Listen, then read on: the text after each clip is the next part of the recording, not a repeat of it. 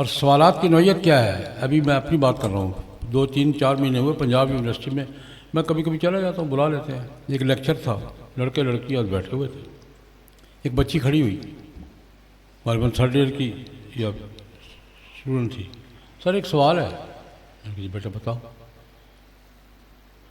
اللہ میاں کی کیا ضرورت ہے؟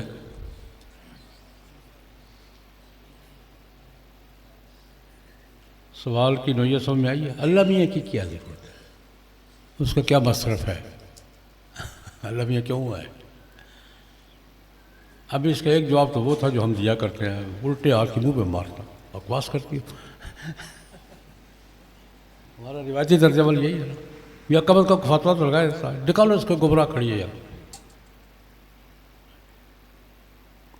میں نے بڑے پیار، بیٹا جی آپ کو اپنی ضرورت محسوس ہوتی ہے؟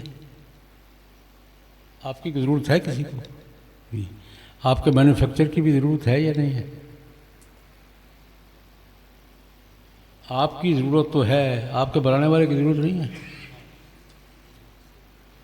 یہ وامنسیس کی ہے کہ نئی نسل میں کے ذہن میں سوالات کیوں آئے ہیں؟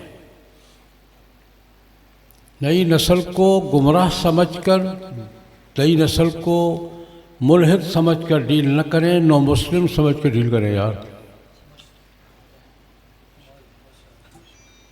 بے خبر سمجھ کے، جاہل اور ہوتا ہے، بے خبر اور ہوتا ہے،